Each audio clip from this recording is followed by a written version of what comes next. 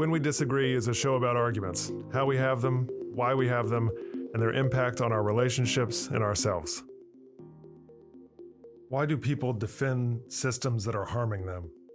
Whether it's an underpaid employee rationalizing a brutal work culture or a citizen voting against their own interest, system justification theory explains our psychological tendency to defend the status quo. John Jost developed this theory to show that we are motivated to see our existing social and political arrangements as just, fair, and often legitimate. This isn't just about the winners protecting their status. Those most disadvantaged by a system are often its strongest defenders. The reason is evolutionarily rooted. Believing that the system you live in is fundamentally unfair creates an unbearable anxiety. It is psychologically easier to believe that we deserve our current position or that it'll get better than to acknowledge fundamental systemic injustice. This justification reduces uncertainty and provided some much needed, if false, sense of control. We see this in the workplace when employees defend exploitative hours as necessary for a company mission. We see it in political voting patterns where marginalized groups might back discriminatory policies as a defense against the threatening truth of their own precarious disadvantage. We find it in ourselves in a disagreement when someone seems to be arguing against their own well-being. It is rarely a matter of simple ignorance. It is often a psychological defense mechanism at work. And understanding system justification theory allows us to approach these deep ideological conflicts perhaps with more empathy. We aren't just arguing over facts, we're often arguing with someone's fundamental need for psychological security and order. I'm Michael Lee, Professor of Communication and Director of the Civility Initiative at the College of Charleston. Our guest today on When We Disagree is Catherine Brodsky. Catherine is a journalist, author, and commentator whose work explores culture, free expression, technology and AI, and humanism. She is the author of No Apologies: How to Find and Free Your Voice in an Age of Outrage, and her writing has appeared everywhere, publications like The Washington Post, Esquire, Wired, and more. She also hosts Forbidden Conversation, a podcast that invites civil discussion about difficult topics. Catherine, tell us an argument story. Well, we're really getting off right to the chase. It's funny. I was trying to think, I don't get into arguments. And then I realized like the whole genesis of me even becoming more of a commentator has been because of an argument, I suppose. And what had happened was I ran a group for female journalists, and it was a job group, an offshoot of another bigger group. And one day somebody put in a job opening at Fox News, and people just kind of went, they got very angry at the person who posted the job, almost like apologetically, mind you. They were saying how they're trying to increase diversity and change the climate in the newsroom. And that despite this, people just started attacking the person who posted that job opening. And given that that was my group and I didn't want to see somebody attacked, I made a post saying, hey, let's stay away from personal attacks and from politics. Let's focus on just supporting each other and getting jobs. And I was very naive at the time. I don't think I quite understood the culture. When I tell the story, people sort of immediately know what happens next, but I didn't know what was going to happen next. And what had happened next was that, I got called a white supremacist, got attacked, and it kind of went a little bit further from that too, where, people started reaching out to past employers to try to cancel me, downvoted. I did a different podcast at the time, and attacked me on Twitter, got into my Facebook. I had to close down my social media to sort of restrict it. And I was really, really worried because I'm actually a pretty, what's that word? A people pleaser, I suppose, to an extent. And I want to get along with people, don't want to upset people. And I really considered what they were saying at the time really, really seriously. And I thought maybe I'm wrong. right? If so many people are attacking me, maybe I'm wrong. Mm-hmm. And the thing that really changed things for me, that really turned it around, was the way that people went about it. So it wasn't that they disagreed with me. And what it was is how they did it. And I thought, if the roles were reversed and I felt really upset with someone because of their decision or what they said, how would I behave? And this was not it. And so I realized, well, I don't respect those people, not because of their opinion, but how they go about enforcing it. And so that changed things for me quite a bit. And also at the time, I was having a lot of people reaching out who said, oh, what's happening to you is really wrong.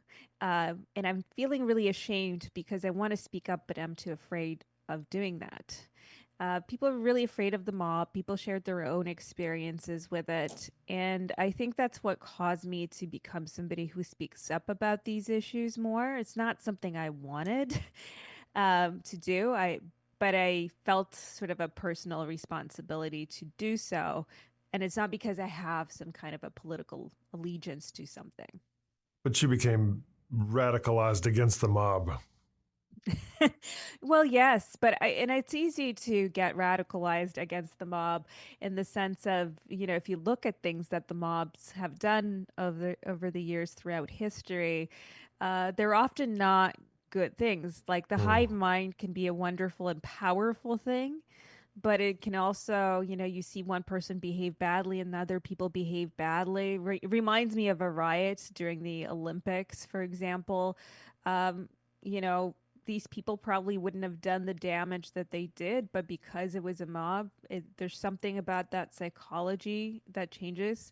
I also wouldn't say that I got radicalized because I don't think that the way to be radicalized to me is to change how I behave and how I approach and who I am fundamentally, to become more radical in how it's more to me like fighting fire with fire.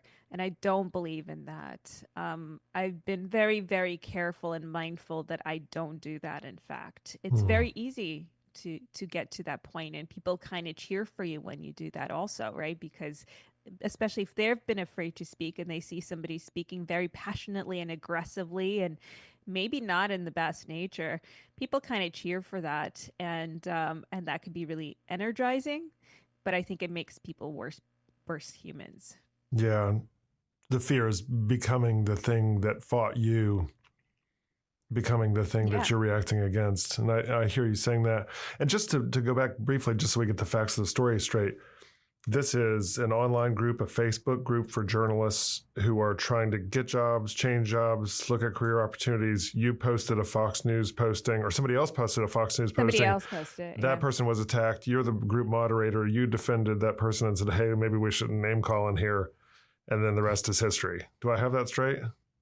That you have that straight. I mean, one other thing that sort of happened because people said, well, you can't be political, or sorry, you can't take the politics out. Right. That was my And next question, because actually. it's inherently, yeah, because it's a group for women, and therefore you cannot take the politics out. Okay. And to that, I did do a little bit of an FU response, to be perfectly honest, because if people are telling me I can't take politics out because it's a group for women, I said, well, I'll make it for men. I'll make it open to everybody.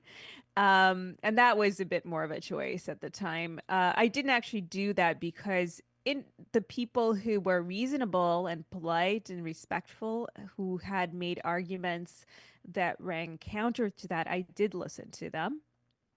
And I kept the group as is because when people signed up, that was their understanding of what the group was.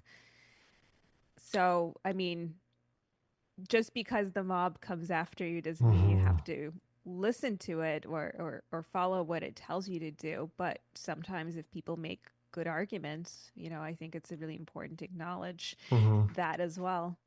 You made a distinction between the what or the method, the tone of their arguments, and the how. In other words, Yeah. what they were arguing about is whether we should be posting Fox News jobs or whatever jobs on here, but obviously the tone, the tenor, the lengths to which they went. What would have happened if they would have pursued this case aggressively but more reasonably? I think it would have, I don't know if I would have changed my conclusion. I had definitely, because I still thought through that idea. And I, at the time, and still believe that I didn't want to control who gets to post what and decide, well, this is an appropriate outlet to work for, and this one isn't, in the same way that something like a LinkedIn would do. They post jobs from everyone. And if I start using my own bias of, well, I don't like Fox, really. I mean, Right. that's my bias, right? I don't actually like Fox. But maybe I could also be someone who doesn't like whatever much more left-wing fringe publication. I think people should make those choices for themselves. But I would have hoped that at least the conversation we could have had a conversation and discourse about this, and people could have made, maybe there is always a chance somebody could have made a point that was so compelling that it would have changed my mind. Mm-hmm. But I'm just being honest in terms of, do I think it would have likely ended up in a different place? Maybe, maybe not, because I did think through a lot of that stuff at the time. But I could see some of those points. Mm-hmm. I just ultimately, I guess it's more of a value based decision. Mm-hmm. And my values are about kind of giving people freedom of choice. When we do dialogue workshops, finding common ground workshops, one of the techniques to really work through difference and political differences like this one is called, and it's quite famous, calling out versus calling in. And it speaks to this method of, in your case, method of attack, but could in a different case be a method of disagreement. So calling out is appropriate when perhaps there's a power imbalance and there's an intentional insult. All right, so you're my boss and you deliberately demean me aggressively in front of a crowd.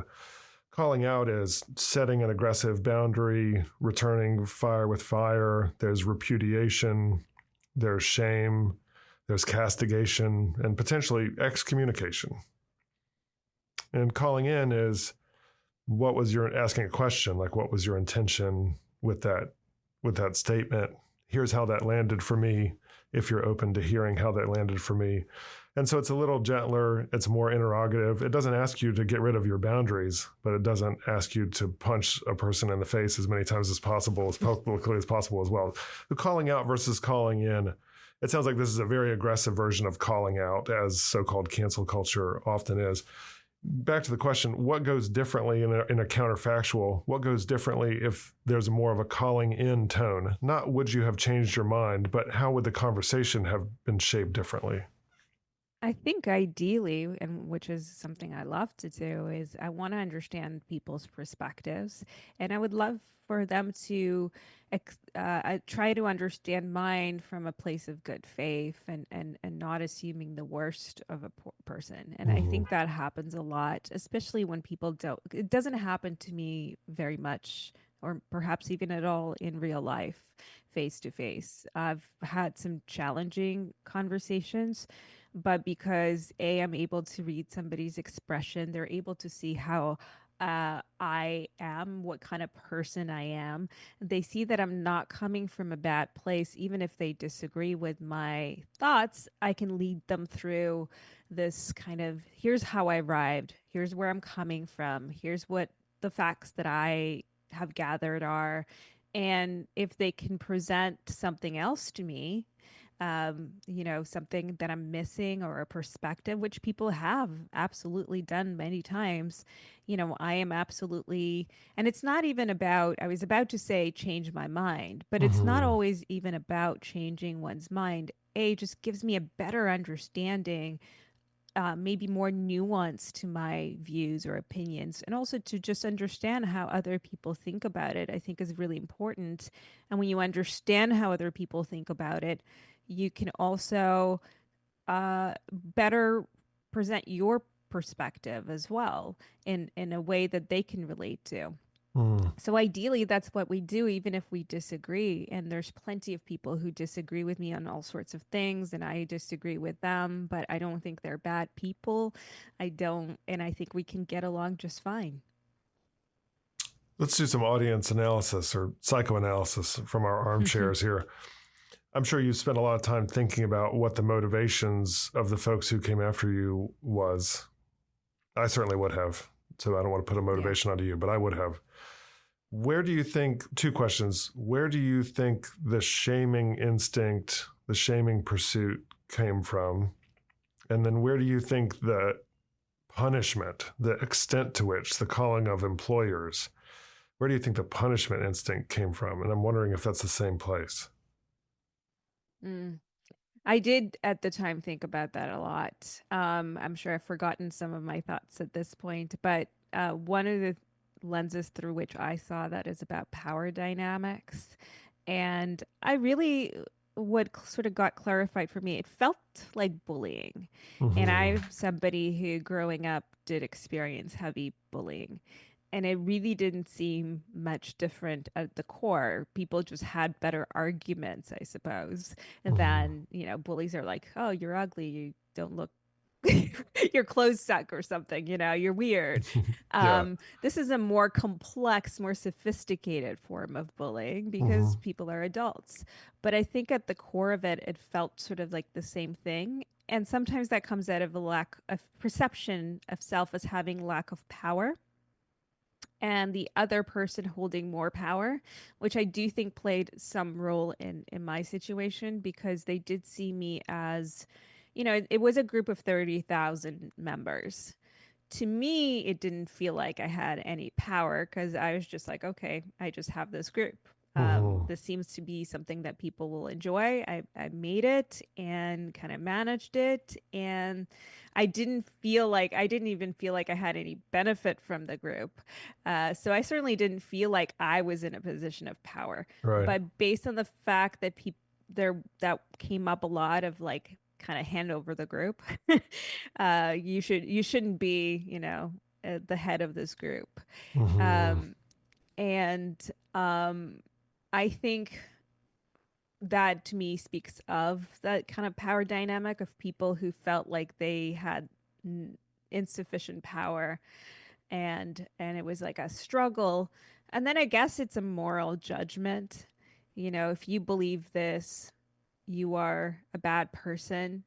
Mm-hmm. um, Mm-hmm. The and shaming. we need to um, take out a bad person, and that makes me a good person if I do that, Right. right? So it's like a evil versus good sort of dynamic. In which case, I guess I'm seen as the evil one, Mm-hmm. especially in a very kind of hot political climate, especially at that time, which was 2021, I think. Pandemic where people are already kind of on the fringes mentally because they're not socializing quite the way they used to. They're very isolated. There's a lot of, I think, mental turmoil that has affected all of us, Mm-hmm. me included. And then, then there's this perfect storm of then politics and again, it's not just like a matter of in the political sphere. It felt like it wasn't just a matter of we have different ideologies. It was a matter of one ideology is good and the other one is bad and evil. And really, from whichever side you happen to be on, this is what I see in the world now, where, if you're on the left and if you're somebody on the right and you're looking at somebody on the left, there is this lens, you're evil. Like, this is the kind of language that's actually being used. You're a communist, you're Mm-hmm. evil, you're Mm-hmm. destroying, you're submersive. And then on the left, it's the same kind of attitude towards the right. You're a Nazi, you are you're cruel, you're racist, Racist. all these things, which sometimes they're true, but certainly not all the time. How do you splice that up politically? You ended your answer talking about kind of the politics of it. And one of the things I was thinking about was, as I kind of came to a big wrap up question, which is we're recording in 2026. This event was in 2021. I'm curious to think through three different things about what, if anything, for you has changed in your outlook or your voice or your style or who you perceive to be, and I use this word loosely, enemies or systems you're fighting against. All right. So your Yeah. outlook on the world, your style or writing, and then who you're fighting against. So maybe we'll do that in reverse order. So for you, it doesn't seem like this is a left crusade or a right crusade, or you're fighting against identifiably conservative or liberal or communist critics, if I was going to put a word to it and agree with this or disagree with it, fighting against illiberalism across the board. I mean, that's exactly the word that came to mind. Mm. That's what it is. It's the intolerance. It's this kind of the lens through which people are viewed, which is very inhumane. Um, to me, what I want isn't to just I want people to be more understanding of each other, much more good faith.